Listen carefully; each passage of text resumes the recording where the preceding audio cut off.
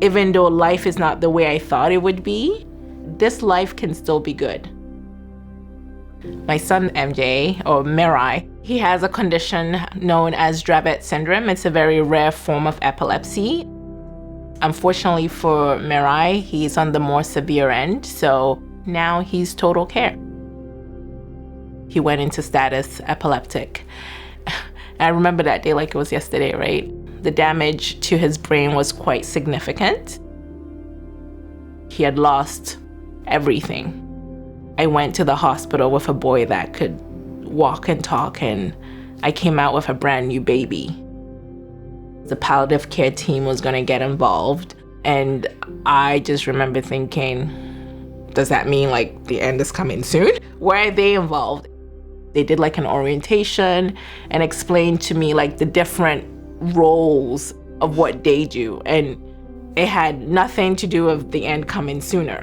It was just now an additional support that I had to my team. When everything happened, I just wanted my son back. I wanted my son that was walking and talking back. So I think what I realized was that I had a very narrow vision of I wanted to get my son back at any cost. However, at that cost came we were not living. God forbid if something was to happen, what memories do you have? And that's when I realized, you know what, this has to shift. You may never get the old Mirai back.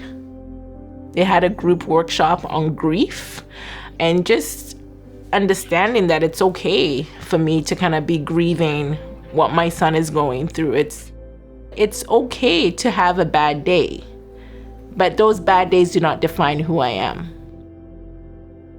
I've also been able to meet other families that are going through something similar, knowing that we have that community and we have that support. The impact has been very, very positive. I can honestly say I am now pretty comfortable with the situation. I wake up very early in the morning. I try to go on my bike. I do my reading, meditate. I'm very much into mindfulness and being intentional about my day.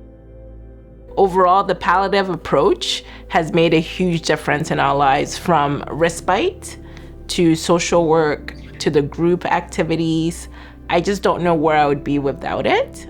Again, it's coming to that realization that it's okay for me to say I am getting a break, he's in good hands, and that doesn't make me a bad mom. You don't know what the future is going to bring, yet I know that it is my faith that keeps me going. Even if Mirai can't talk back to me, he can hear me, and when he hears my voice, he smiles. And that alone, that is something, right? So finding things to be grateful for has accumulated into me living a joyful life.